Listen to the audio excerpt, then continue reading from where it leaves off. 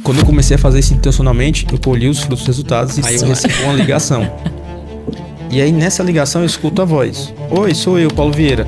Eu literalmente convivi de perto com o pior lado do marketing digital. Nós dois choramos juntos porque era uma decisão complicada, complexa. A minha entrega não importa se vai ser para uma, para duas, para três pessoas. Eu vou entregar o meu produto como se eu estivesse fazendo para Deus. Para mim isso é como se você estivesse vendendo a sua alma, né? Então isso é uma coisa que eu não negocio, né? Só que eu conheço pessoas que têm high ticket, mas sofrem com aquisição, porque não tem produtos para as pessoas te conhecerem. Então foi daí que surgiu a ideia de criar podcast, foi daí que surgiu a ideia dos meus próprios vídeos no YouTube. Ele é estrategista digital, empresário, criador do método Perpétuo Sem Segredo e fundador da Outsider School, escola focada em modelo de negócios digitais que vendem todos os dias. Com mais de 25 milhões faturados no Perpétuo e prêmios internacionais de marketing, acredita que o negócio digital deve ser uma ferramenta para a liberdade, não uma prisão. Mentor de centenas de empreendedores, ele lidera programas que ajudam especialistas a criarem negócios lucrativos, previsíveis e escaláveis. Marido, pai de 2 filhos e especialista em negócios digitais perpétuos, o convidado de hoje sou eu, Bruno Gomes.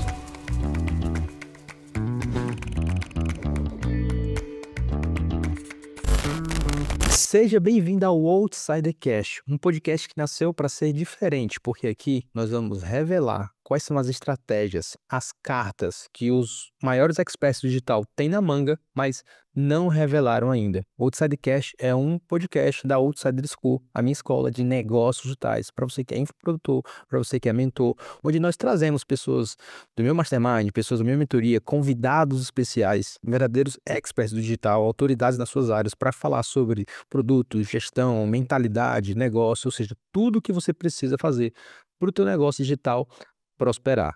Mas hoje a gente vai fazer uma dinâmica diferente, porque em todos os episódios eu vou ser o host. Mas no episódio de hoje, o primeiro episódio, eu vou ser entrevistado. E eu convidei uma host super especial para me entrevistar. Ela que é minha esposa, é minha sócia, é mãe dos meus filhos, é carne da minha carne, Larissa Carlos.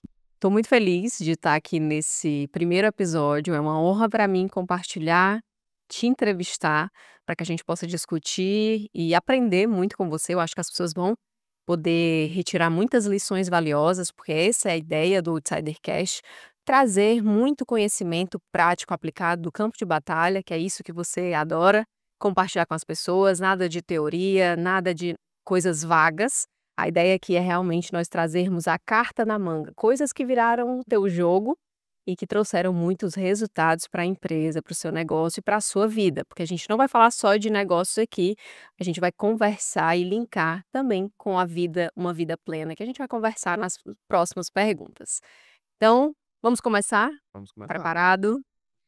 Tem uma dinâmica muito interessante que a gente bolou para o podcast, que é as cartas na manga. São perguntas que os nossos convidados eles não sabem o que tem nessas cartas. Então são perguntas polêmicas, curiosas, que eles vão ter que revelar coisas dos bastidores e o Bruno vai tirar essa primeira carta agora, mas a gente não vai saber qual é essa pergunta e o que é que ele vai responder. Aqui é para gerar uma curiosidade em vocês, para vocês ficarem até o final do podcast. Engraçado que eu já fiz as pessoas tirarem essas cartas várias vezes, é a primeira vez que eu tô puxando, então não tenho ideia o que é que vai vir, não vou poder olhar a carta. Agora você me devolve, vou olhar aqui a pergunta.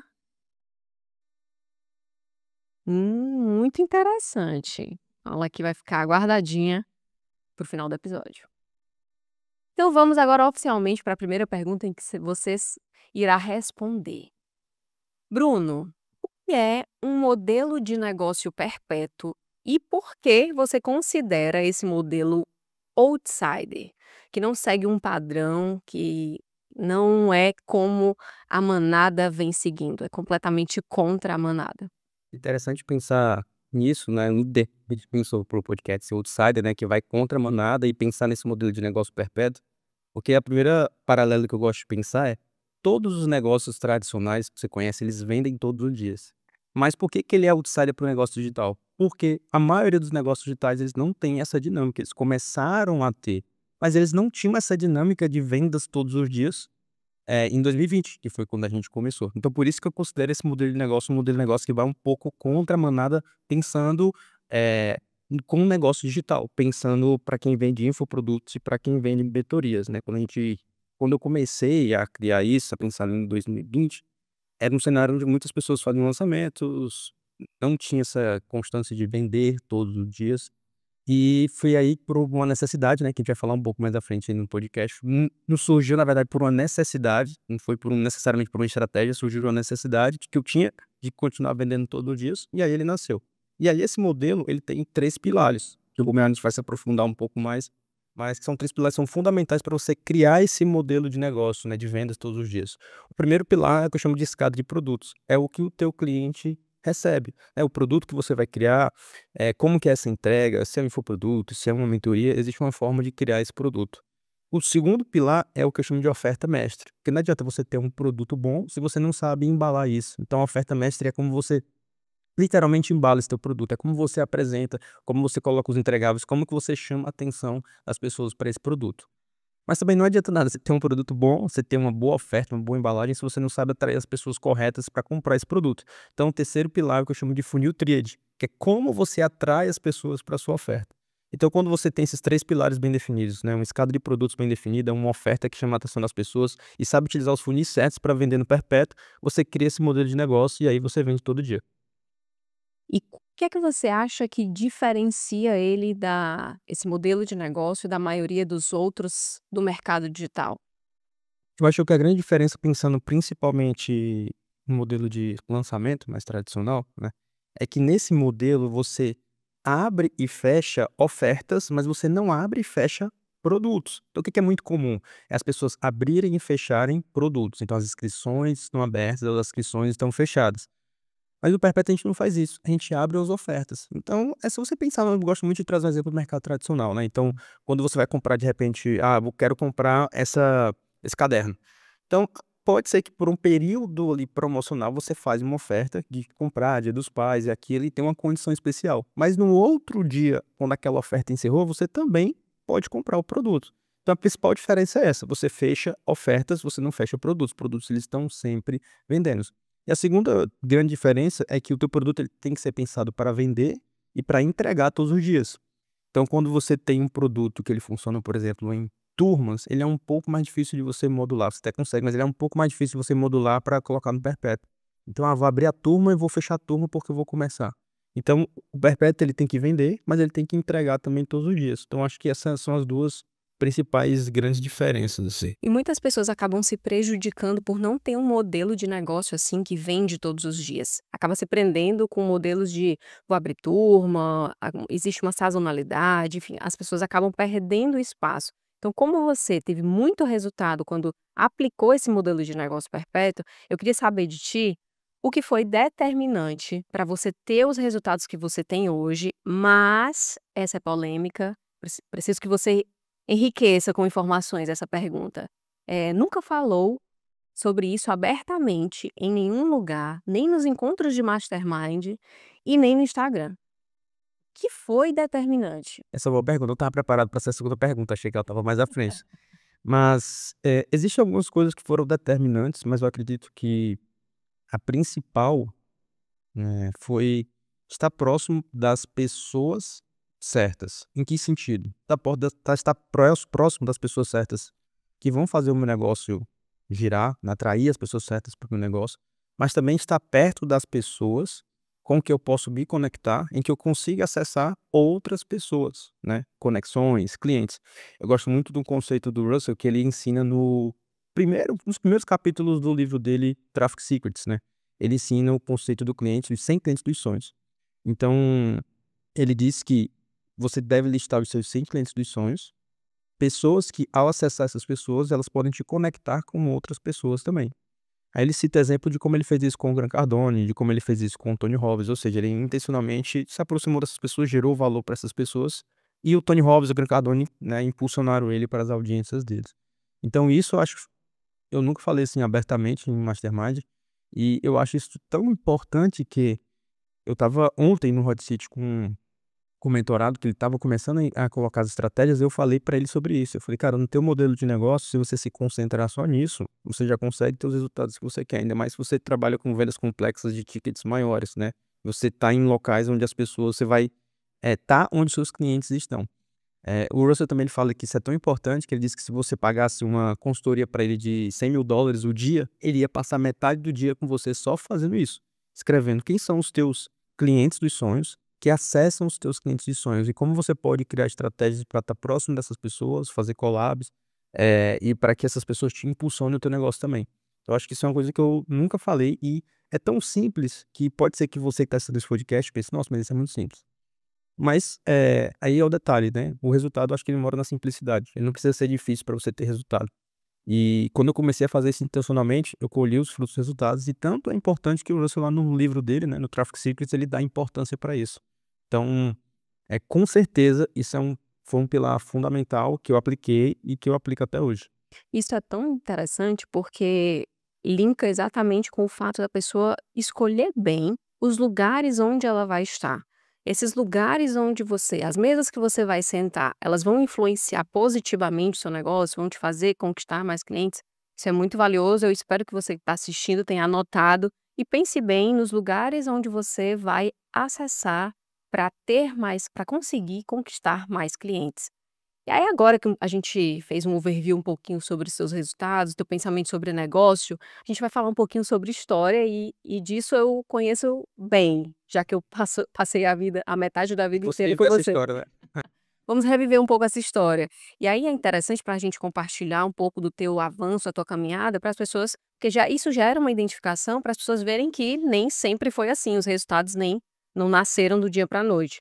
Então eu quero que você conte como foi que você deixou, assim, com detalhes, como que você deixou de ser um vendedor de prata, depois você recebeu um convite para para liderar o time digital do Paulo Vieira, um dos maiores nomes de inteligência emocional do Brasil, e depois você largou tudo isso, uma carreira super promissora. Eu lembro que você, inclusive, já vou dar um spoiler, recebeu o convite para ser sócio dele em um projeto, mas você largou tudo isso para empreender no ano de 2019. Conta um pouquinho para o pessoal como foi que você deu todas essas viradas de vendedor de prata, depois liderou o time do PV e depois empreendedor digital.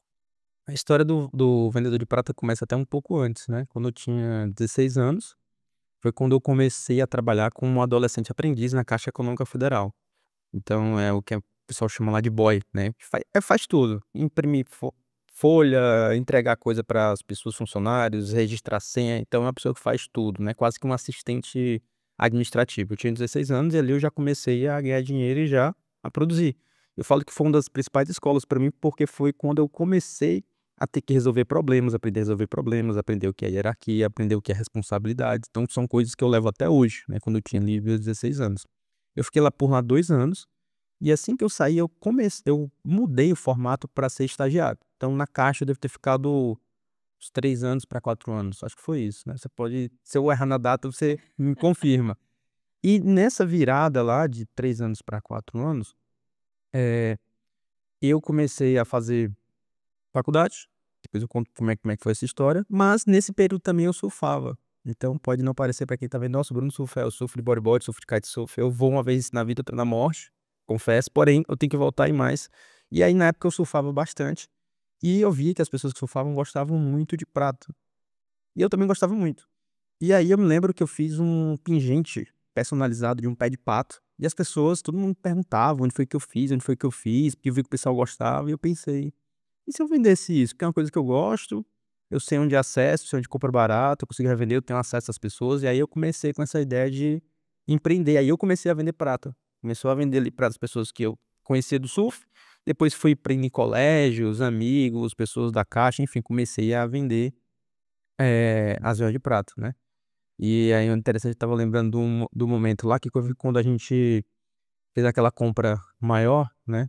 Gente, nós fizemos que eu vendia junto com ele essas pratas, porque a gente queria casar, um paralelo aí sobre o motivo pelo qual nós começamos a vender essas pratas. O san o s o pulsava já no sangue, na veia do Bruno, o lado empreendedor, mas para mim não, minha visão era, passar em um concurso público, casar, passar em um concurso público e viver minha vida e se ele quisesse empreender, ok.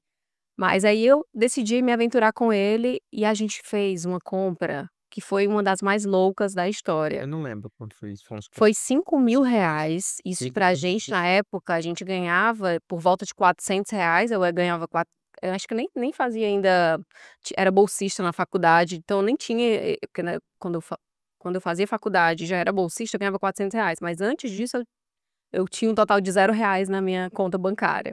E aí o Bruno já trabalhava na Caixa, ganhava talvez uns R$ 600 É um pouquinho mais, acho que uns 800 para como 900. adolescente aprendiz. E aí depois investir, você, sei lá, ganhar esse valor e investir R$ 5.000 é um valor muito alto.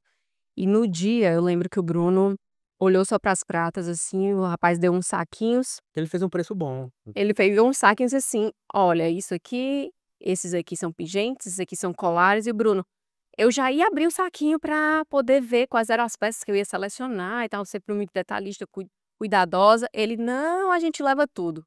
Gente, ele pegou o saquinho fechado, não abriu para ver nada. Tem gente que até hoje vendeu pingente de E camelo. tem gente, e quando a gente chegou em casa depois para catalogar esses pratas, tinha camelo, galinha, pato. Ou seja, isso aí ficou empancado. Mas é interessante isso aí que tu falou, que eu percebi uma coisa off-topic, né? Tu falou dessa questão aí do eu fui lá impulsivo e aí você ia olhar. Que eu acho que foi essa uma das características de porque a gente dá tão Muito certo. certo empreendendo juntos. Porque eu tenho esse espírito mais impulsivo de ir lá e fazer, e não, vamos fazer, vamos fazer, vamos fazer. E você tem esse olhar mais cuidadoso e mais cauteloso. Então, no que eu sou impulsivo, você me puxa, Eu aterrizo o Bruno para botar os pés no chão e vamos analisar aqui os você, dados, as informações, como é que a você gente acaba, pode melhorar. você acaba, eu consigo te honrar. O próprio exemplo é o podcast, né? Quando a gente me lembra que quando a gente foi, que esse não é o primeiro episódio, né? A gente fez outros episódios, apesar de que esse é o primeiro episódio que tá saindo. Quando a gente marcou com os convidados, não tinha um nome do podcast, não tinha o conceito, não tinha marca, não tinha nada, e a gente criou tudo em uma semana e meia, Uma praticamente. semana. Uma semana, né? A gente criou tudo. Então, foi o meu lance de ir lá e querer fazer, né? E de você de planejar e deixar tudo arrumado. Então, por isso que a gente dá certo. Dá certo. E aí, voltando pra história, né, das pratas, e aí fiz essa compra, parcelei lá em 5 vezes no cheque, né? Nem era Pix, era cheque, parcelei no cheque, etc. E aí eu cheguei em casa, tava com vários joias de prata. Eu pensei, eu tenho que organizar isso. E aí eu achei no Mercado Livre um software para baixar no Windows XP, que eu nem lembro quanto que era, de organização de estoque. E aí Isso já demonstra uma característica muito É. peculiar de Bruno Gomes. já demonstra a característica, né? Ser mais analítico ali, mais conforme. E aí eu me lembro que eu passei a madrugada inteira me deliciando em cadastrar todos os meu estoque. Eu me lembro que foi muito legal porque é uma coisa nova que eu estava aprendendo, um sistema sobre gestão, sobre estoque, e é uma coisa que eu gosto. Sempre quando tem um desafio novo, eu gosto de me debruçar sobre aquilo e principalmente quando é uma coisa nova que eu ainda não sei fazer, né? E aí foi isso, começou a vender prata, depois não deu certo, pagamento parcelado a prazo, o pessoal começou a atrasar, e aí aquilo, O aí que é que aconteceu com o nosso primeiro empreendimento em pratas? e aí a gente Faliu. não fez mais, né. E aí beleza, passou essa parte, eu fiz a faculdade na verdade eu fiz pra geografia, não que você passou, eu não passei, depois eu consegui uma bolsa para fazer marketing. E aí fiz 1 ano de marketing e depois eu migrei para fazer publicidade. Mas por que que eu migrei para fazer publicidade? É porque eu queria ter uma formação acadêmica maior, um era de 2 anos, outro era de 4 anos? Não, não era por isso. Era porque quando eu fiz marketing, era uma cadeira que a maioria das pessoas que faziam eram profissionais que eram de mercado, que eram mais velhos, eu tinha, sei lá, 19 anos, 18 anos, né, de pessoal 30, 40 anos, donos de negócio. E aí na época eu pensei: "Nossa, isso não é faculdade, faculdade é estar com amigos, né, da mesma idade, etcétera". A visão de A faculdade era visão de completamente faculdade. diferente. E aí eu fiz a grande sacada de mudar pra publicidade por conta disso, não era porque eu queria estudar mais. Aí quando eu cheguei na metade do semestre de publicidade, eu pensei: "Eu deveria ter ficado lá pra me formar logo". Mas foi bom, porque aí eu migrei, fiz essa bagagem ali de publicidade, peguei muita coisa de comunicação, e aí nesse meio tempo trabalhei em agências Você menores. conciliava o trabalho com a faculdade. Trabalho, agência, pegava clientes ali por fora, até que aí depois, assim, uma grande agência que eu trabalhei foi uma agência daqui de Fortaleza, que foi passei mais ou menos uns 3 a 4 anos, era uma agência de marketing digital, que era a Converte.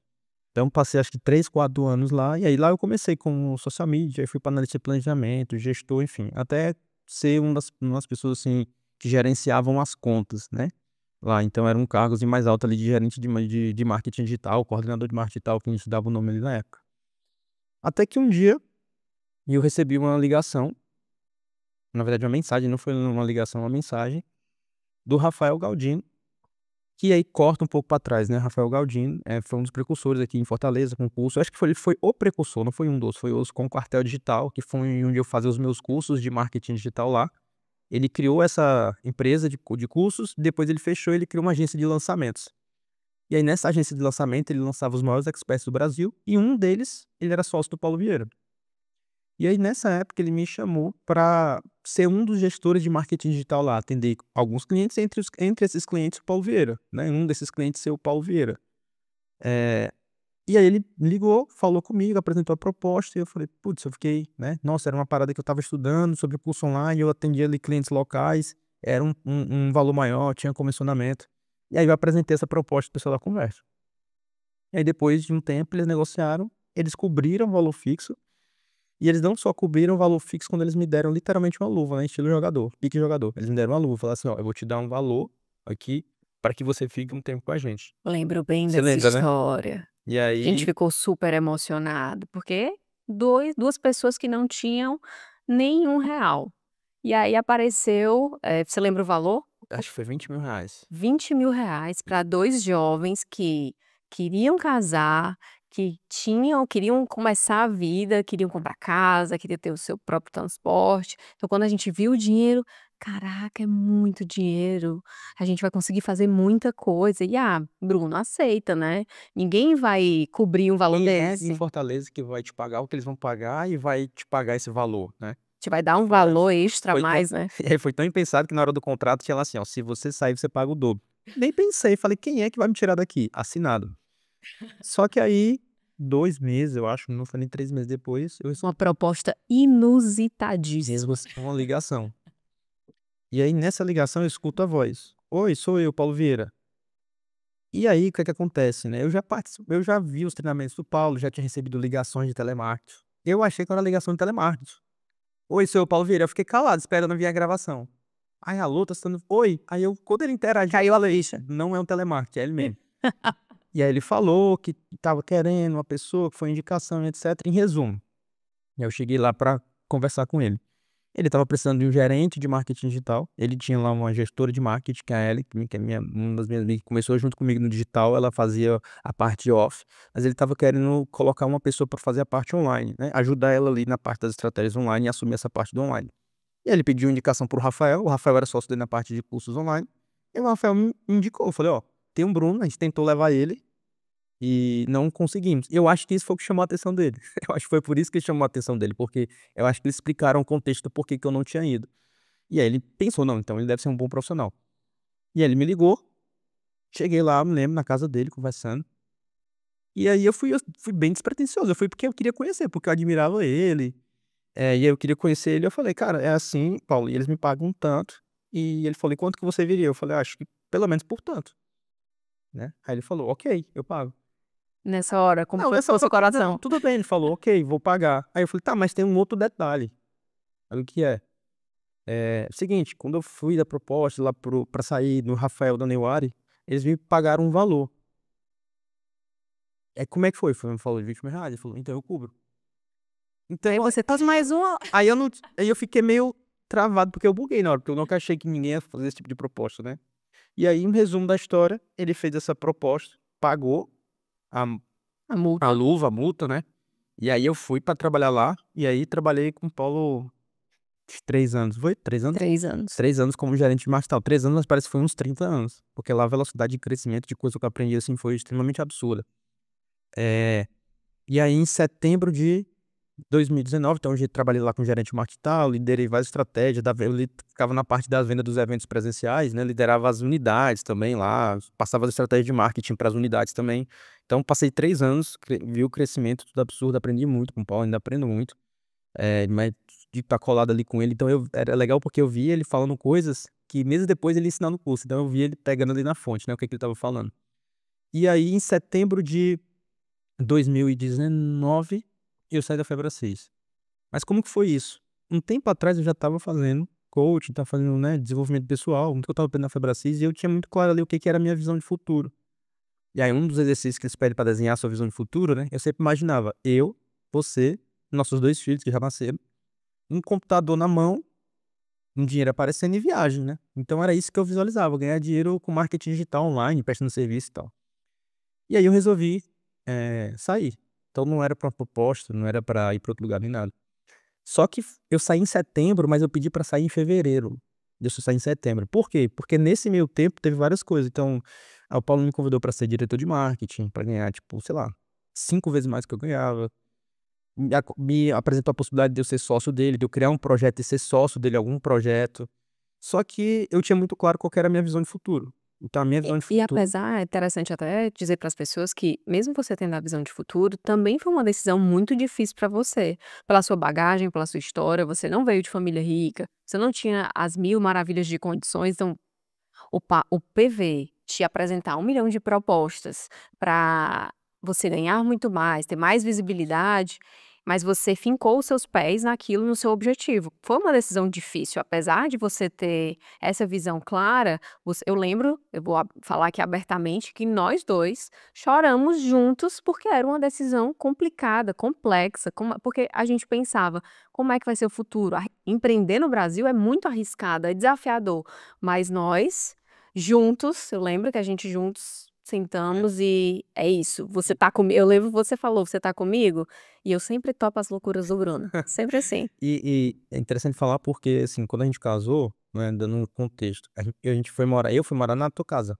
na casa dos meus pais. Nessa época a gente estava numa casa financiada, né, então não era um contexto tipo, nossa, mil maravilhas. Eu Exatamente. morava 25 quilômetros do trabalho, então era 1 hora de deslocamento todo dia, então não era um local perto também.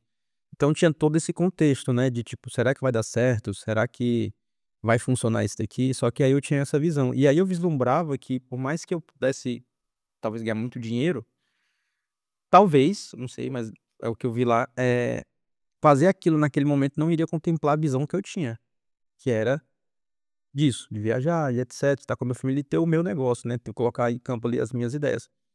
Então aí eu fiz a transição, fevereiro, passei vários meses até saí em setembro de 2019. E aí foi quando a gente criou Postar para Vender, começamos a criar ali conteúdo na internet, até chegar em janeiro de 2020, que foi quando a gente lançou o nosso primeiro Guarda essas informações que nós vamos infoproduto. conversar mais E aí tarde, em janeiro nas de 2020 a gente próximas. lançou o primeiro infoproduto. Então assim, foi essa um pouco a história da transição até eu começar a vender ali infoprodutos, que foi em começo de janeiro de 2020. Então você aprendeu muito com o Paulo, a verdade é que a Febracis foi uma escola para você que te impulsionou a criar seu próprio negócio, a empreender e poder construir a tua visão de vida, não só de negócio, mas de vida. A vida que você almejava ter, empreender no digital te impulsionou a viver isso. Então, já que a gente está falando sobre esse modelo de vida e um negócio que contempla essa tua vida, eu quero saber sobre por que você decidiu seguir o modelo de negócio outsider. Justamente na época em que todo o mercado digital só se falava de lançamentos, porque em 2020 foi o boom dos lançamentos e você decidiu vender perpétuo, um modelo de negócio perpétuo. Então você foi completamente outsider, fora da curva, não seguiu manada. Eu quero que você explique melhor para as pessoas, por que você decidiu isso. Boa pergunta. Eh, e aí, por que que eu decidi criar? Na verdade não foi bem uma decisão, foi uma necessidade, né. Não, a verdade, a bem verdade é que foi isso, foi uma necessidade. Então em janeiro de 2020, quando a gente lançou o nosso primeiro infoproduto, que era o nome era Conteúdo Todo Dia, né. E aí era um infoproduto que a gente entregava tudo, né, tipo, tinham várias ferramentas, tinham vários conteúdos, tinha mentoria, no final as pessoas não entendiam, porque era uma promessa complexa ali de entender o que que era esse infoproduto. E a gente fez algumas vendas, porém não foi o resultado que a gente queria. Então a gente fez a captação, fez antecipação, fez a live de abertura, várias pessoas assistindo e quando a gente foi abrir o carrinho, foi um resultado bem baixo, o gráfico das vendas todo torto, assim, estranho. E aí a gente já tinha queimado todas as pontes, né. E aí eu me lembro que eu olhei pra ti, falei: "O que é que a gente vai fazer?". Aí no dia do lançamento a gente foi comer uma pizza, que era o único lugar que estava aberto, né. O lugar estava aberto. Era uma pizza fria. E a gente ficou se perguntando o que a gente ia fazer, porque a gente tinha apostado literalmente todas as fichas nessa estratégia dar certo, né, até porque eu não estava mais na Febracis. A gente ainda atendia alguns poucos clientes como freelancer, mas a gente estava deixando de fazer isso, então ou dava certo ou dava certo, eu não tinha outra opção. E aí, qual que foi a minha ideia? Antes disso, eu já tinha toda essa bagagem de marketar e eu entendi um pouco sobre tráfego também. E aí eu pensei, será que essa oferta aqui, ela vai vender? Eu anunciar? Eu nem entendia bem assim como era o perpétuo, etc. Eu só pensava assim, se eu pegar esse conhecimento que eu tenho do tráfego, de vender todo dia e colocar para vender, será que isso vai dar certo?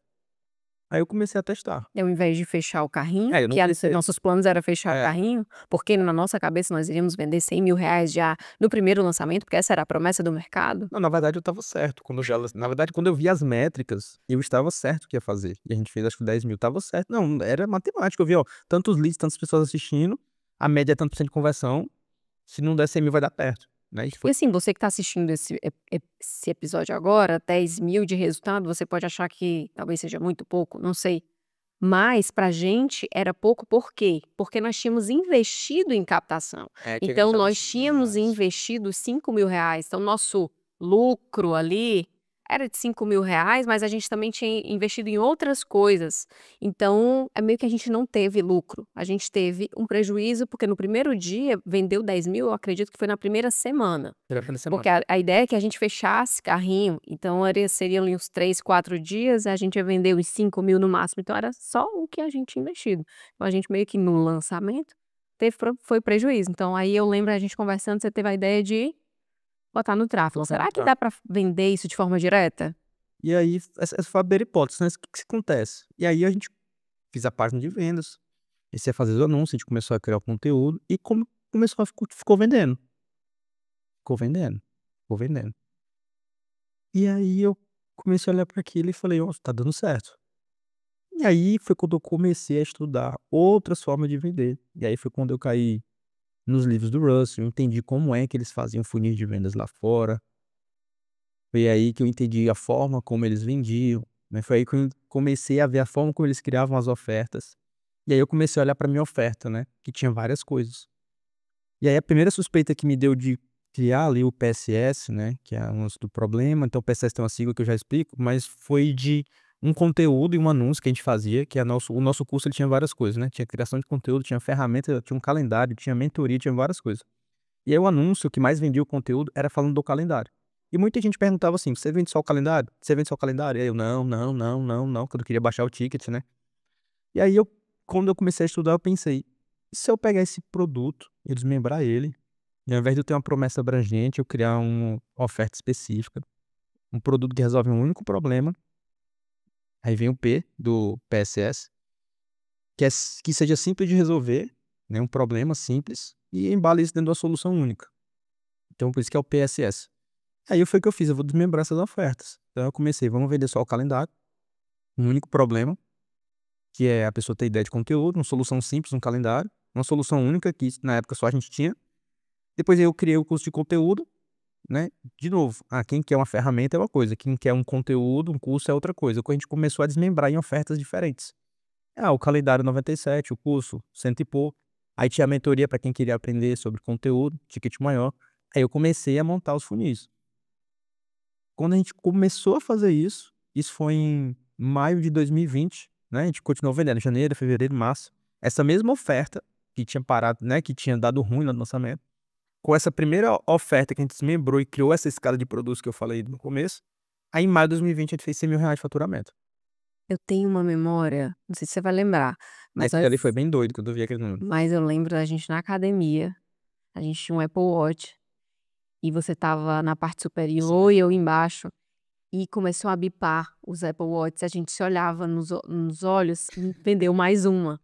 E vendeu de novo, enquanto a gente estava treinando. Então a gente começou a ficar muito impressionado com a possibilidade de estar fazendo qualquer coisa e estar vendendo. Eu não lembrar essa história, mas lá na Na Calcaia. Sunfit, na academia Sunfit. E aí, foi nesse primeiro mês. E aí eu me dei conta. Agora eu tô entendendo como é que é o jogo. Então é ter ofertas específicas, com problemas específicos, com solução única, né. Então é se concentrar em resolver um problema por vez, não muitos problemas, um problema por vez, uma coisa que seja simples de resolver, não pode ser um produto muito complexo. Então, até mesmo quando você pensa em mentoria, né, é ser uma mentoria que resolve o problema da pessoa de forma rápida ali, e ter uma solução única. E a solução única não é necessariamente você criar algo que nunca ninguém jamais viu.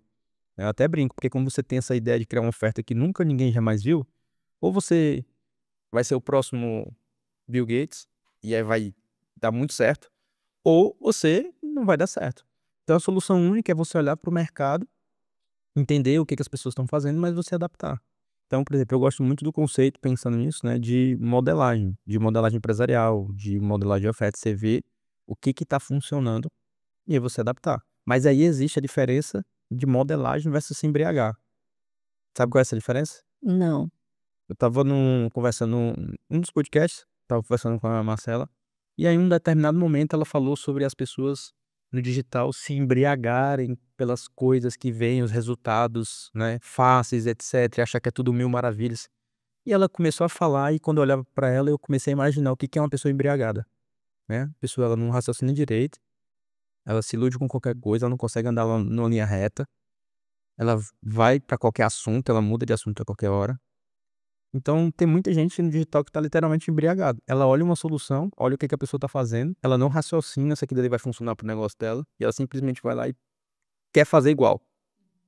Tá todo mundo fazendo evento presencial. Eu não tenho caixa, eu não sei como é que vende, mas eu vou fazer também, tá todo mundo fazendo. Tá todo mundo fazendo mentoria. Eu não sei como é que entrega, não sei como é que faz, mas tá todo mundo fazendo, eu vou fazer. Então, isso pra mim é se embriagar. Você não sabe como é que você adapta isso e você pode acabar, quando a gente diz aqui no Ceará, se lascando, né? Você pode acabar quebrando. E existe outro conceito que é de modelar. Então, modelar é você pegar algo e trazer para uma modelagem. Então, modelar é, beleza, eu tô vendo aqui que as pessoas estão bebendo água. Ok, aqui estão bebendo água. Tá todo mundo bebendo água. Como que essa água vai entrar aqui dentro do meu copo, que é o meu negócio? Então, a água é a estratégia, o copo é o meu negócio. Como que essa água vai ficar dentro do meu copo? Porque no copo de outras pessoas é diferente. É, então aí eu entendo e modelo, eu adapto, né. Então eu sempre gostei dessa ideia de modelagem, de você entender o que é que as pessoas estão fazendo e você adaptar, porque sempre existe um caminho de sucesso que alguém já chegou, né, então é muito mais fácil você andar sobre os ombros de gigantes, ver o que é que as pessoas fizeram, entender os princípios e adaptar, mas nem sempre você vai conseguir fazer tudo igual. Então, eu comecei a entender isso e comecei a modelar, beleza, esse princípio que as pessoas estão falando sobre upsell, como que eu modelo para mim? Posso fazer isso. Esse princípio sobre front-end, produto de entrada, como que eu modelo? Ah, eu posso deixar aqui no calendário. E fui modelando, entendendo os princípios e modelando. E aí é por isso que eu gosto do conceito de modelagem, mas existe essa diferença de se embriagar. Então, modelar é você conformar uma coisa que existe para o teu negócio, né? E aí, quando você entende isso, e foi o que eu entendi, eu comecei a ver o que é que as pessoas estavam fazendo de fora. E aí, modelei para o negócio, eu não fiz exatamente igual, peguei os princípios, aí comecei a dar certo. E aí, foi quando a gente fez ali em maio, mais de R$ 100.000, e aí desde então, a gente nunca mais deixou de bater esse valor e sempre vendendo, aprendendo e colocando as outras estratégias, sempre pegando esse conceito do PSS em todos os produtos, todas as ofertas que a gente criava. Então agora que a gente começou a falar sobre o mercado digital, vamos para uma pergunta mais polêmica, para a gente esquentar um pouquinho esse podcast. Na sua opinião, qual é o pior lado do marketing digital? Tá, Eita! tá. Eu literalmente convivi de perto com o pior lado do marketing digital. Então, eu participei de uma mentoria de um player muito grande, não vou falar nome, mas que trabalhava na época com PLR, aí você pesquisa e tenta saber quem que é esse player, e eu entrei dentro da mentoria dele, e eu não trabalhava com, né, com venda ali de PLR, né, desses produtos, mas eu queria entender quais eram os princípios de tráfego que eles faziam para escalar as ofertas. E aí eu conheci um lado obscuro do marketing digital, que são pessoas que são extremamente talentosas em criar ofertas e pensar a parte de tráfego, mas que eles não se preocupam com nada com a entrega e com a experiência do cliente. Mas tipo, não é nem se preocupar com a experiência do cliente, é não se preocupar em nada, até em causar às vezes um dano pro cliente. Então eram pessoas que vendiam, tipo, produtos de emagrecimento, produtos de relacionamento, outros produtos de saúde, que não entregavam, não eram feitos por profissionais. Muita gente criava oferta que nem tinha nada. Eles criavam uma oferta primeiro, para primeiro vender, para depois validar e depois ver se ia criar o produto. E eram pessoas que eram literalmente multimilionários. E essa onda, né, ou essa forma de vender, muita gente migrou para começar a vender produtos físicos para o mundo todo, né, língua inglesa para o mundo todo. Então tem pessoas que trabalham com isso, por exemplo, aqui no Brasil, que são extremamente sérias, né, a gente conhece alguns, a gente consome, a gente paga o Day, da Mano City, né, que é sério, que criou uma marca, mas eles criam marcas temporárias, ofertas temporárias para vender para o mundo todo, escalam no nível de vender literalmente centenas de milhões de reais, às vezes por mês, às vezes milhões de reais por dia, mas o produto não entrega. Eu sei de história de bastidores de capsulado que literalmente é, não no sentido da palavra, mas que literalmente é farinha, não tem nada dentro, as pessoas não Não entregam gera nada, nada para não a tem nada, pessoa. é simplesmente um placebo. E eles ficam fazendo isso até a oferta saturar. A oferta satura, cria outra. A oferta satura, cria outra. E aí cai naquele princípio do dinheiro pelo dinheiro. É literalmente o As dinheiro pessoas estão pelo ali dinheiro. vendendo a mentira, né? É literalmente o dinheiro pelo dinheiro, né? E aí eu me lembro, nesse momento, daquela passagem, né? Que adianta um homem ganhar o mundo inteiro e perder a sua alma. Que adianta um homem ganhar o mundo inteiro e perder a sua alma. Porque literalmente é isso. Porque pra mim isso é como se você estivesse vendendo a sua alma, né? Então isso é uma coisa que eu não negocio na entrega dos meus produtos, né? Então pra mim isso é essa qualidade, essa qualidade, né? E a transformação do cliente. Então pra mim esse é o lado obscuro do marketing digital, porque não é um lugar de onde eu não sei entregar ou eu tenho que melhorar ou o produto é ruim. É no sentido realmente de não ter preocupação nenhum com a outra pessoa que tá comprando e é isso. Se a oferta vender, beleza. Se você pedir reembolso também, beleza. E é literalmente vender farinha, é isso, E vender farinha. você, com as habilidades que você tem, o conhecimento que você tem, você poderia, se o seu foco estivesse apenas no dinheiro pelo dinheiro, você poderia ter se aventurado nesse ramo, nesse mercado também, né? Mas os seus valores, lhe influenciaram a tomar uma decisão hoje completamente diferente e você não adentrou nesse outro universo.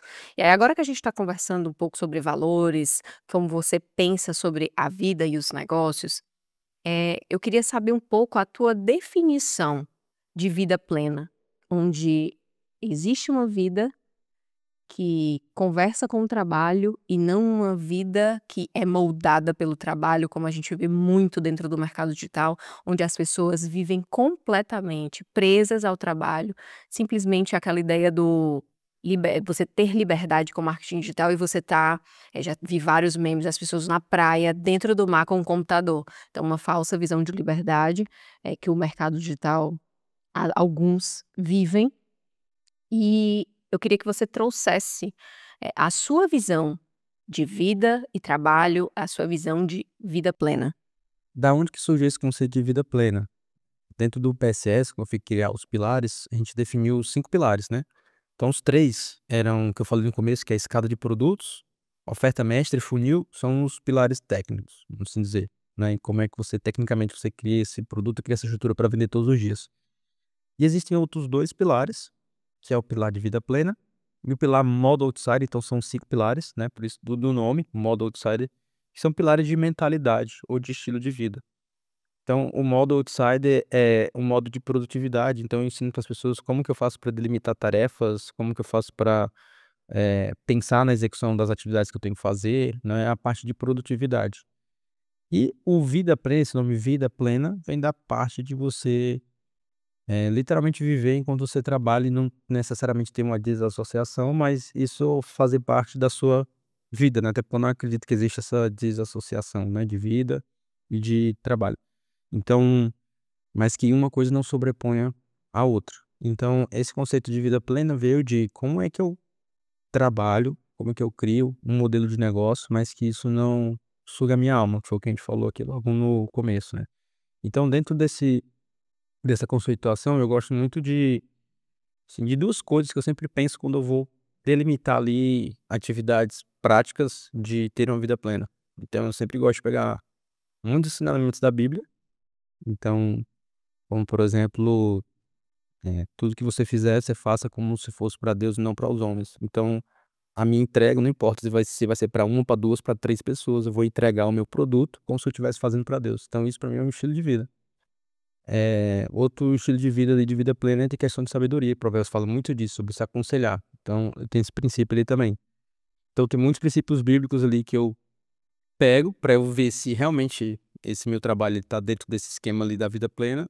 E tem um outro livro também que eu gosto muito, que eu leio ele quase que todos os anos, assim, que é o Trabalho 4 horas por semana.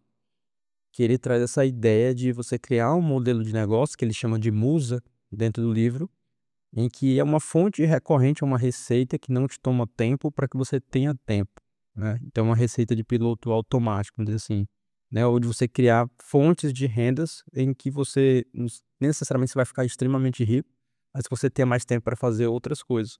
Então, eu li muitas vezes esse livro, e eu sempre pego alguns dos princípios que ele fala, e aí um dos princípios que ele sempre fala é justamente sobre o quanto você está aproveitando o seu tempo, se você está sendo produtivo, se você está sendo só ocupado, se você realmente está produzindo, se está só se ocupando, o que que você está fazendo sobre o seu tempo livre, como que você gerencia o teu tempo livre, porque é complicado isso. Às vezes você tem um tempo livre e aí você não sabe gerenciar o tempo livre porque você quer estar toda hora ocupado, quer estar toda hora trabalhando, né? Eu mesmo me pego nisso, às vezes eu tenho que ficar me policiando sobre isso. Então, eu peguei muitos desses princípios que eu li da Bíblia, muitos desses princípios que eu li no livro para pensar nesse conceito de vida plena, né? E pensando de uma forma simples de pensar é como que o meu trabalho pode abençoar a vida das outras pessoas, abençoar a minha vida, abençoar a vida das minhas pessoas e faça com que eu tenha uma vida plena, ou seja, esse trabalho não é um peso, não é um fardo, eu gosto de fazer e que isso ajude outras pessoas, me ajude também, né? E ajude a minha família, mas também que ajude outras pessoas. E que, no final das contas, não importa o que eu tô vendendo, porque hoje eu tô vendendo, eh, hoje eu falo sobre perpétuo. E eu acredito que o resto da minha vida eu falo sobre isso, mas pode ser que daqui a 10 anos eu esteja gravando esse podcast falando sobre algum outro assunto. Só que a ideia de, independente do que eu queira fazer, proporcionar uma vida plena pra mim e para as pessoas, isso não vai sair. Inclusive aquela outra coisa que a gente tá, né, que eu não posso falar, que você tá pensando aí e tal, tem a ver com isso também. Então, até quando a gente pensou numa coisa totalmente diferente do que a gente faz, também tem esse princípio lá dentro. É uma coisa que, no final das contas, leva uma vida mais plena pra mim e leva uma vida mais plena para as pessoas que estão comprando também. Então, de forma resumida, seria isso. Se conseguir Interessante, interessante essa perspectiva de que o trabalho, ele faz parte da vida e não ele é a própria vida, como muita gente acaba pregando de forma inconsciente no próprio Instagram, onde você acompanha, tenho certeza que você acompanha várias pessoas em onde 100% do tempo a pessoa só trabalha. Ela compartilha em 1 milhão de eventos, indo a 1 milhão de palestras, essa não é a rotina que você deseja. É um equilíbrio entre a vida com os seus filhos, sua vida, meditação na palavra de Deus, serviço ao próximo e também trabalhando, usando os seus dons para abençoar outras pessoas. E aí agora vamos falar um pouquinho sobre as ondas do digital. A gente sabe que o mercado ele passa o tempo todo por diversas ondas. Houve a onda do lançamento, do high ticket, do low ticket. Como é que você desenharia para quem não quer viver de ondas do mercado? Alguém está começando, alguém está dentro do mercado digital, já fatura ali seus 50, 100 mil mês, mas não quer depender dessas ondas que o mercado sempre vem desenvolvendo. Quer, de fato, montar e estruturar um negócio sólido, ter ali algo que realmente seja estável para ela, não dependa de ondas. Eu acho que a resposta, eu acho não, eu tenho certeza que a resposta está dentro do primeiro pilar que a gente falou no podcast, que é a escada de produtos. Então, a escada de produtos, ela é como se fosse o business model Canva, né? O teu negócio visto ali digital de uma só folha. Você consegue visualizar o teu negócio ali de uma só folha. Por quê? Porque dentro da escada de produtos, como eu penso, ela tem alguns pilares. Então, por exemplo, um desses pilares, quando você vai montar a tua escada de produtos, você vai pensar na escadinha, é que saber quem é o teu cliente perfeito. Então, você tem que ter isso claro. E o cliente perfeito não é clientes perfeitos, é uma pessoa. E geralmente essa pessoa, para muitas vezes, né, não para todo mundo, mas para muitos negócios, é você tentando salvar quem você era alguns anos atrás. Para a maioria desses negócios, né, digitais. Nem sempre é, mas na maioria das vezes sim. Então você tem que delimitar a primeira coisa, quem que é esse teu cliente perfeito? Você delimitou quem que é esse teu cliente, beleza. Você vai pensar o seguinte, qual é a única coisa ou o que que eu vou usar para servir essas pessoas e como que eu vou ajudar esse meu cliente perfeito a chegar nesse próximo nível que ele quer chegar. Isso geralmente é um assunto, é um tema, é uma metodologia, no meu caso é o Perpétuo Sem Segredo. Então o meu cliente perfeito, eu sirvo ele, ajudando ele a vender todos os dias. É isso. Então, todos os meus produtos, todas as minhas ofertas se concentram nisso. Então, definir o que que eu ensino, definir quem que é o meu cliente perfeito, aí eu vou definir os meus produtos. Quando eu chego para a definição dos meus produtos, aí a gente tem 3 tipos de produtos que a gente coloca dentro da nossa escada, né. Então, produto de entrada, que é um produto de baixo ticket para ter mais clientes. o produto de alicerce, que geralmente é o produto da tua metodologia, no meu caso é a imersão perpétua sem segredo que eu faço, ou quando eu vendo o método separado só com treinamento, mas onde tem a minha visão geral, e um produto de acompanhamento, que geralmente é mentoria, consultoria, é a forma que você acompanha o teu cliente. E aí qual que é a diferença disso? Na prática, todos eles falam da mesma coisa, são o mesmo assunto, só que com entregas de formatos e de profundidade de acompanhamento totalmente diferentes. Então, por exemplo, esse livro que está aqui, né, que tá aparecendo aqui, o livro Já Vendeu Hoje, ele é o conteúdo da minha imersão presencial. Óbvio, na imersão presencial eu trago mais ferramentas, trago atualizações, mas os conceitos, escada de produtos, oferta, tá tudo aqui dentro desse livro, que as pessoas podem comprar por menos de R$100. Mas existem algumas pessoas que elas vão querer ter um aprofundamento mais técnico, vão querer ir para a imersão presencial, ter mais ferramentas. Então a pessoa pode adquirir o conhecimento desse livro de uma forma mais prática no imersão. Algumas pessoas vão querer adquirir o conhecimento desse livro e ter acompanhamento durante o ano. Elas vão entrar dentro dos programas da Outsider School, por exemplo. Então, quando você se concentra nisso, você não sofre de onda. Que agora eu tenho que fazer um produto ticket baixo, mas você tem a tua escala de produtos, você sabe o que que você vai vender pro próximo passo? Eu tenho que vender high ticket. Então, só o que eu conheço são pessoas que têm high ticket, mas sofrem com aquisição, porque não tem produtos para as pessoas te conhecerem. Então, uma pessoa compra um produto de R$30.000 não compra, ela não te acessa. Então, uma hora ela vai sofrer o quê? Com a aquisição de novos clientes. Então, quando você se concentra em fazer isso, aí você entende que você criou aí sim, um modelo de negócio, e aí esses produtos, como eu falei no podcast, vocês têm que vender todos os dias. E aí o segundo passo você vai pensar em quais estratégias de vendas. O que que você tem que fazer? Então, agora eu tenho que fazer um produto de ticket mais baixo, que eu não tenho ainda, um low ticket, beleza, você faz. Mas aí volta para aquele conceito que eu falei no começo do podcast, de modelar versus embriagar. Então, eu não vou fazer um low ticket ou high ticket porque todo mundo está fazendo. Eu vou fazer porque eu entendi que faz sentido eu ter isso dentro dentro da minha escala de produtos. Tanto que os programas de aceleração da Outsider School nasceu depois que a gente já empreendia depois de 2 anos. E muita gente já tinha mentoria, muita gente já Sim. tinha ganhava um dinheiro. Só que eu vi que não era o momento. Aí eu entendi. É o momento, tem demanda, eu tenho que fazer. Não era porque eu vou fazer, porque eu vou me embriagar, vou ver o que a pessoa tá fazendo e vou parar. E a gente não parou de fazer o que a gente estava fazendo hoje. Então, tudo que a gente fez lá desde 2020, a gente ainda faz hoje, adaptando, às vezes de uma forma diferente, mas os mesmos princípios a gente ainda faz hoje. Então, o conselho para quem quer parar de estabilidade, né? Se você se concentrar em criar a tua escala de produtos, mesmo que seja desenhada ali, que é a visão do teu negócio. E aí sim você olhar e entender qual é o próximo passo que você tem que dar, o que que eu tenho que fazer agora? Como é que eu tenho que refinar isso, tenho que criar esse produto, eu tenho que vender mais esse produto. Aí você olha para algo que está dando certo no mercado, então isso aqui está dando certo no mercado. E aí você olha para a tua escala de produtos e vê, faz sentido. Por exemplo, estou vendo as pessoas fazendo evento presencial. Opa, eu tenho um produto de acompanhamento de ticket alto. Faz sentido eu ter evento presencial, porque a taxa de conversão de evento presencial é muito alta. E aí tem gente que olha evento presencial. Não tem um evento, não tem o que vai vender como próximo passo e cria o evento. Olha a loucura. Aí eu faço o evento, eu não tenho o que vender depois. Evento é custoso, né?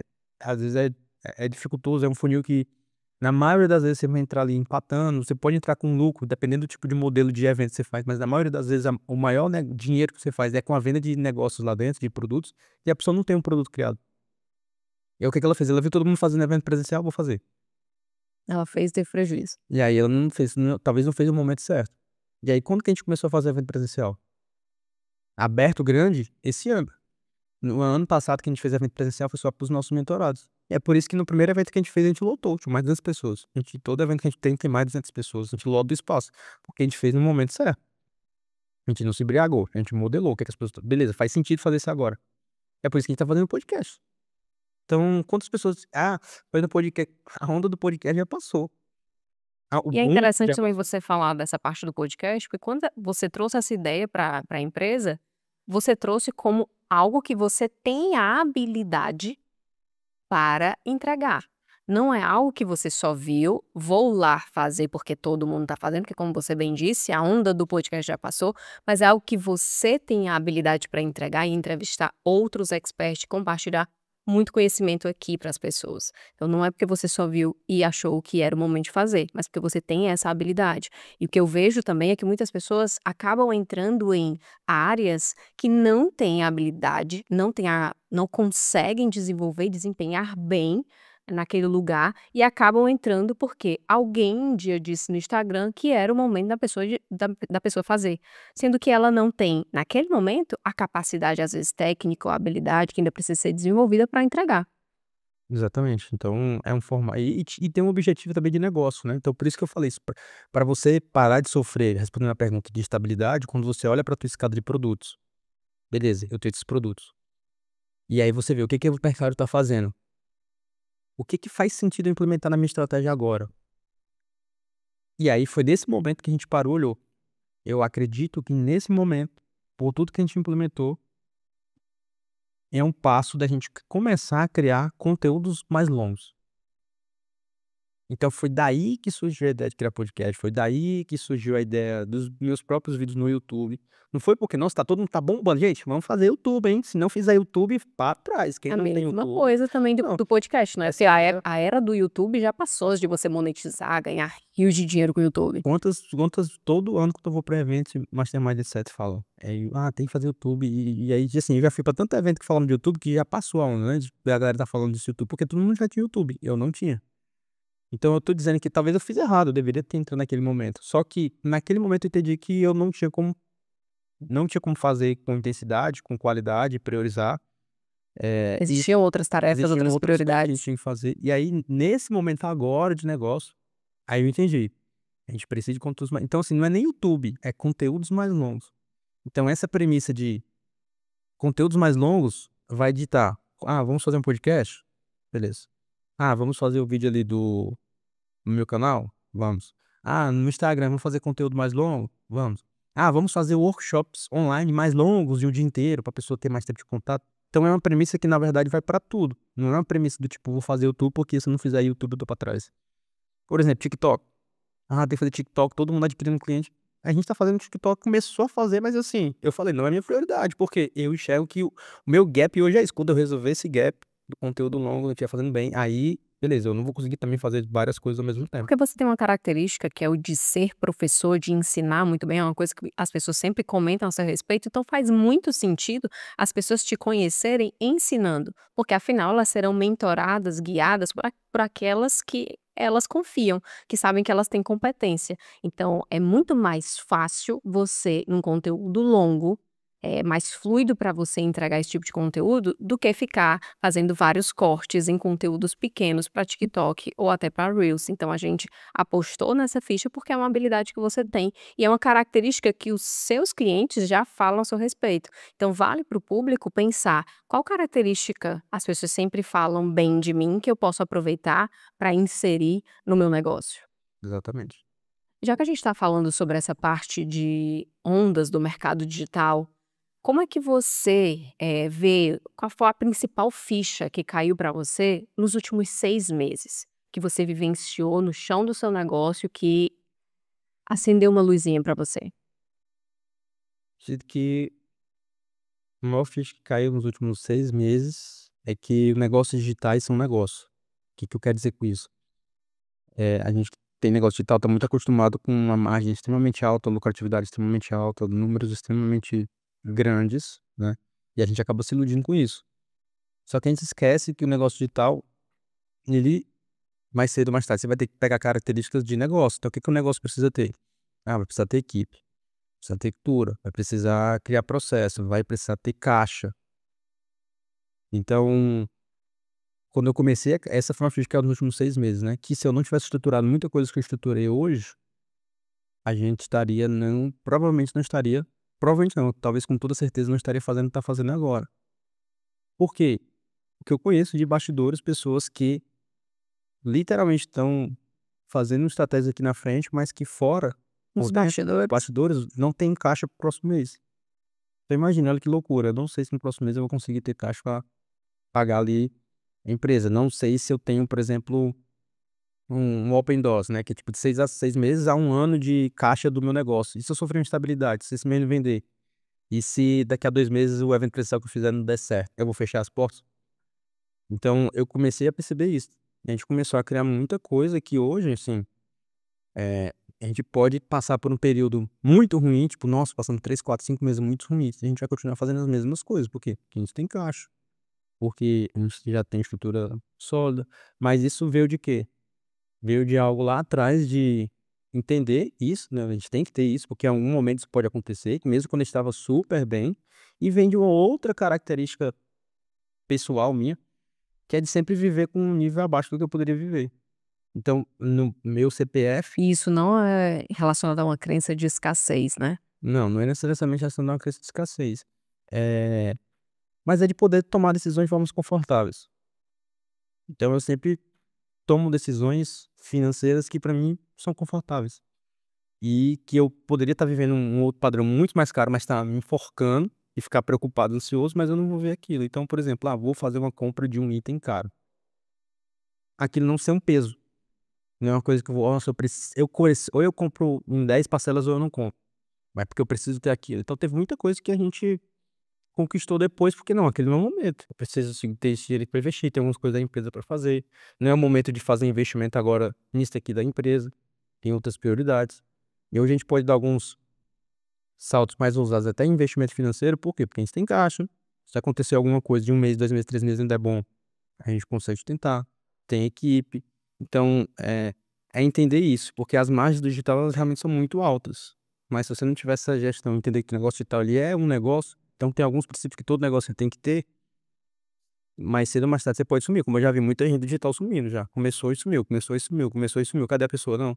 Virou outra coisa, ou nem tem mais, sumiu, tá fazendo outra coisa. Gente que vendia muito mais que a gente, né? Fez um boom, não soube estruturar isso, e aí sumiu.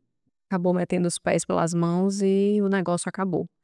E aí a gente vê muito no mercado digital, muitas pessoas colocando bolsas de luxo, artigos de luxo como itens de sucesso, e muitas pessoas acabam se inspirando, se espelhando nessas pessoas. Não, eu vou comprar esse item de luxo para também transmitir essa imagem de sucesso e acaba metendo os pés pelas mãos, entrando, fazendo com que a própria empresa se afunde em dívidas e mais lá na frente não consiga fazer um investimento, não consiga contratar bem e a empresa não consegue avançar, acaba ou caindo ou sumindo. E a gente viu muita gente acabar passando por isso, e esse é um conselho muito valioso. Se você está assistindo esse podcast agora, guarde isso para a sua vida, porque se tem uma coisa que mudou o nosso jogo no digital, foi sempre ter os pés no chão financeiramente, porque no momento em que a gente precisava fazer investimentos mais ousados, a gente tinha ali caixa para poder fazer os investimentos no negócio, para que o negócio pudesse crescer. Então é não se iludir, ludibriar, se embriagar, como é a palavra que você trouxe aqui no podcast, com coisas que o mercado fala que iludem como imagens de sucesso que não vão te trazer o sucesso verdadeiramente.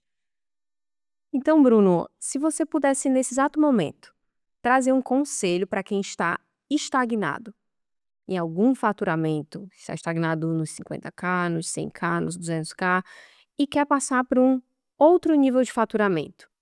Qual conselho você daria para essas pessoas para que elas conseguissem essa visão de sucesso delas? Eu acho que eu falaria exatamente o que eu fiz, que é, para aí 1 hora, 2 horas do teu dia, tira um dia, se for o caso necessário, começa a listar tudo que você está fazendo, quais são as estratégias e quais são os resultados que você está tendo. Então, ó, eu já faço isso, esse resultado, tô fazendo isso, tô fazendo esse resultado. Beleza. E aí você vai se fazer uma pergunta. Aí você pode anotar, eu gosto aqui, tem um caderno aqui, ou aonde você quiser. Você pode responder essa pergunta na mesma hora ou pode responder no outro dia. Mas foi justamente a pergunta que eu me fiz, que é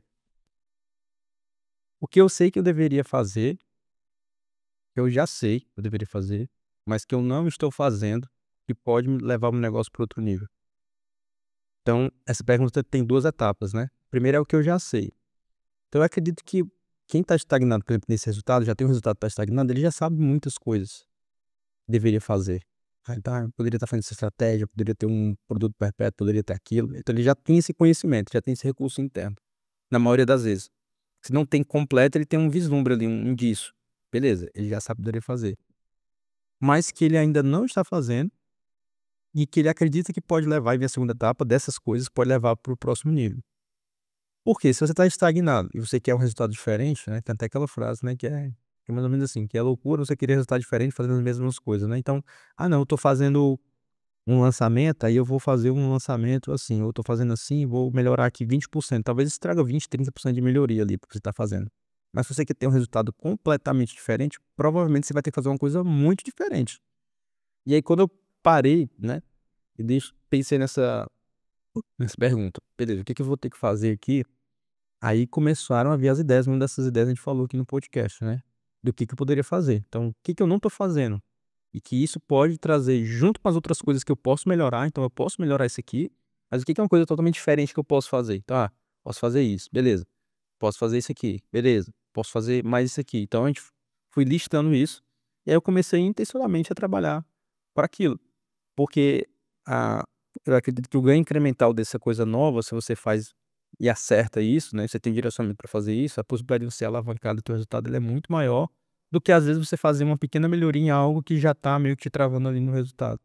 Então é uma pergunta simples, você se faz, pode responder no dia, responder no outro dia, começar a trazer esses questionamentos, quais que seriam esses recursos ali, e aí se for o caso você vê quem que pode te ajudar a implementar isso, né, se é um recurso ali, se é um conhecimento que você não tem, mas você acredita que você pode fazer. Então quando eu fui falar lá a questão do YouTube, e eu me lembro que eu falei com o Matheus, que já foi um dos, aí eu nem contei também, que fui sócio também da empresa de concurso também, ainda teve isso, né. Fui sócio também da empresa de concurso, e aí chamei o Matheus, que era um dos meus sócios, e ele alavancou muito o YouTube dele.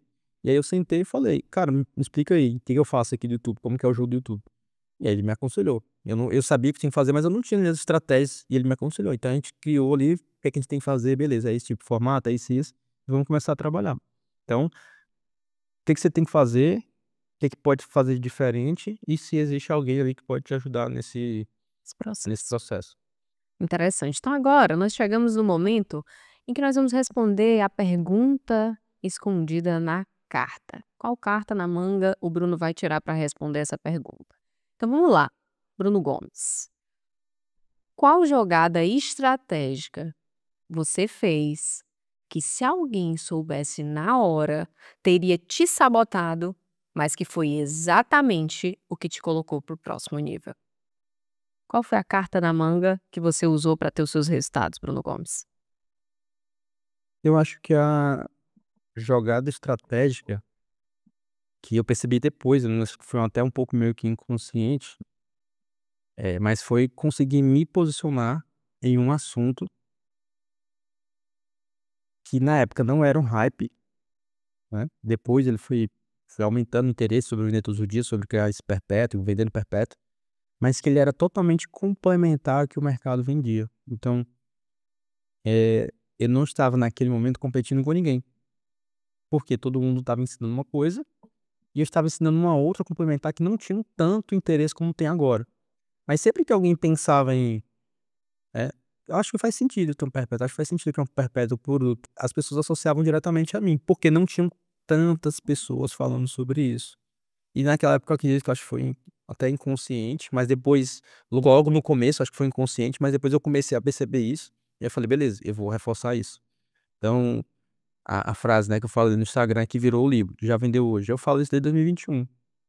Repetindo, repetindo, repetindo, repetindo, e de tanto repetir, de tanto falar desse assunto, se associar a esse assunto, quando as pessoas pensam ou vão buscar referência, geralmente elas indicam ou tem poucas pessoas ali que falam sobre isso, dedo digital, e uma dessas pessoas sou eu. Então, aí você acaba virando um diferencial competitivo, né, porque na época eu falava algo completamente diferente do que as pessoas falavam, que eu convivia, então isso me projetava de forma mais fácil, pelo assunto, e o fato de eu continuar falando sobre isso me fez virar referência, né, isso é uma coisa também, que é um jogo de continuar, né, então, mercado digital você tem que continuar. Às vezes fez uma coisa, não deu certo, você parou e Se você tivesse feito somente uma vez um story falando "já vendeu hoje", você não estaria colhendo os resultados que você tem hoje, não é com isso? certeza não. Porque você marcou as pessoas com o fato, uma simples frase, singela, "já vendeu hoje", implantou na mente das pessoas a possibilidade de vender todos os dias, já que no mercado digital se falava somente em lançamentos, de vender ali a cada 2 meses, mais ou menos. Então você começou a projetar na cabeça das pessoas: "E se eu vender todo dia? Esse cara vende todo dia, então eu quero Isso é aprender com ele". isso é tão engraçado e é tão poderoso essa questão da repetição, que a gente faz uma pergunta para as pessoas que entram nos nossos programas, e aí uma das perguntas, nota, essa pergunta é interessante, que é você saber o que foi que o Bruno fez, ou que o Bruno falou, o que o Bruno fez, ou que o Bruno falou, ou que a escola fez, que te fez querer entrar para dentro do programa? E em algumas respostas, e não foi poucas, as pessoas falaram: ah, foi porque ele falou, já vendeu hoje, eu queria vender todos os dias também. Então, olha só, uma frase, uma Uma coisa, um frase. símbolo que ficou, e aí a pessoa associou, e isso fez ela pensar nessa possibilidade. Falou: ah, se o Bruno tá falando disso, então será que se eu vendesse todos os dias também despertou aquela fagulha e ela entrou para o programa? Óbvio que tem outras coisas envolvidas, não só isso, mas é só para falar dessa importância. Então, com certeza, se a gente analisar na conjuntura do mercado de 2020, você se posicionou em 2021 falando de perpétuo, começou a vender todos os dias em 2020. A conjuntura do mercado ali era lançamento. Você foi completamente contra a manada, completamente contra a maré. Você se posicionou, mas com certeza muitas pessoas falaram para você: tem certeza que você vai por esse caminho? Você pode ter muito mais lucro se você fizer lançamentos, ao invés de vender todo dia. E você tinha, com a sua bagagem, a sua experiência ali de 2020, você não, é isso que eu quero me posicionar, é com isso que eu quero, essa bandeira que eu quero levantar, esse estilo de vida que eu quero para mim e para as pessoas que eu quero ensinar. E aí você colheu os resultados que você vem colhendo e também fez com que outras pessoas, seus mentorados, seus alunos, colhessem esses mesmos resultados. Então, com certeza o mercado lhe sabotaria nessa época, eu não tenho dúvida. Certeza. A gente está se aproximando do final. Algumas perguntas um pouco mais tranquilas, mais relax, mas também valiosas. Curiosas a respeito do que o Bruno pensa, o que é que ele vê sobre a vida, sobre os negócios.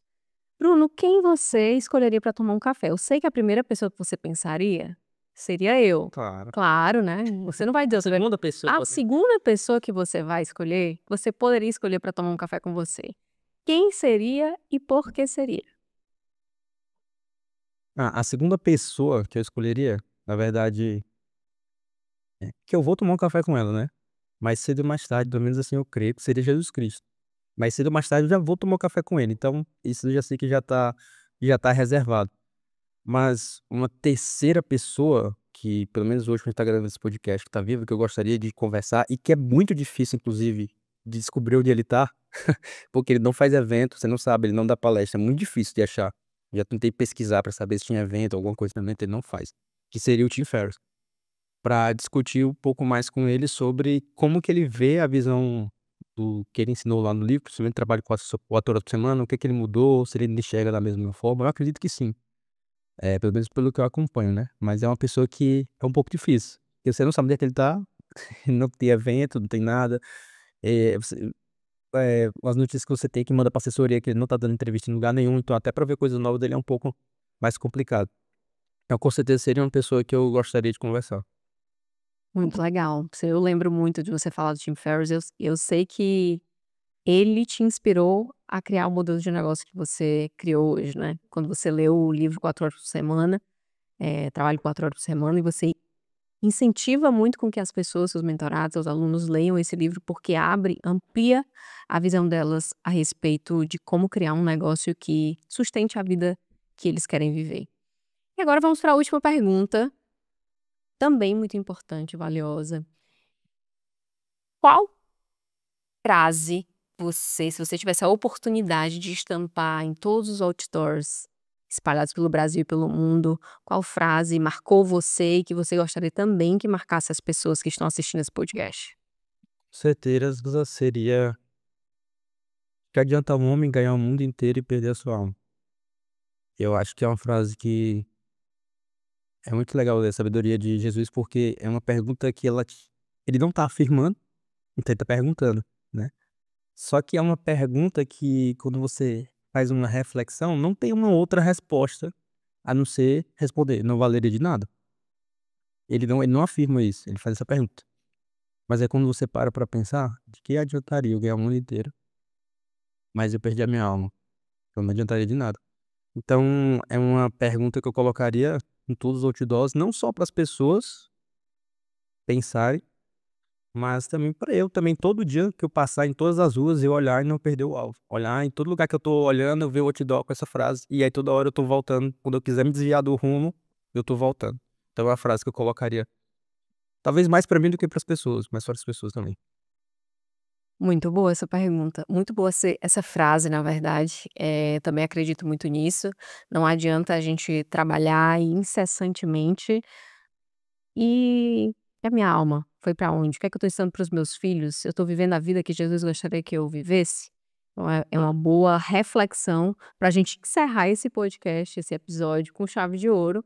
E foi uma honra para mim. Estava muito nervosa, gente, de entrevistar o meu sócio, marido, companheiro de vida. É uma responsabilidade muito grande trazer, liderar esse podcast que foi tão idealizado, pensado, discutido nos bastidores e ver ele vindo à tona, ao ar agora, e vai ser um sucesso, eu tenho certeza. Se você não curtiu esse episódio, não deixa o seu comentário, qual o principal insight que você teve. Se você curtiu, se você gostou, está ansioso pelos próximos, eu tenho certeza que você vai ficar apaixonado por cada convidado que nós iremos trazer aqui nesse podcast, com todos os insights, as riquezas de informações que você vai aprender com cada um deles. É uma conversa muito boa e são pessoas que estão alinhadas com aquilo que a Outsider School acredita.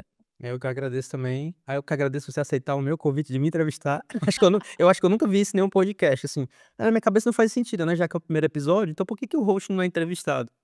Então na minha cabeça fez sentido fazer assim. Depois você me conta se você gostou do host e ser a primeiro entrevistado. Mas essa foi a ideia, justamente por como o episódio estreia, né? As pessoas também me conhecerem, eu poder participar e também saber como é que é essa experiência, né? De estar aqui do outro lado, então ter perguntas que eu nem sabia que, por exemplo, da carta e como é que elas iam ser feitas. Outras perguntas eu achava que ia ser a sexta foi a segunda, e eu reformulando, então foi legal também passar por essa experiência. Os próximos episódios eu vou estar participando como host, então se você gostou desse episódio, se inscreve, ativa o sininho, balança, faz tudo aí, comenta, diz qual foi o insight que você teve. Se você está escutando também através do Spotify também, você pode, ou de alguma plataforma de podcast, você pode deixar o teu comentário. E, como a Larissa falou, vão vir muitos convidados aqui que vão trazer conteúdos valiosos aqui no Outsidercast, onde todo mundo vai estar literalmente compartilhando os bastidores e do negócio digital deles. E eu esqueci de falar. Até o próximo episódio.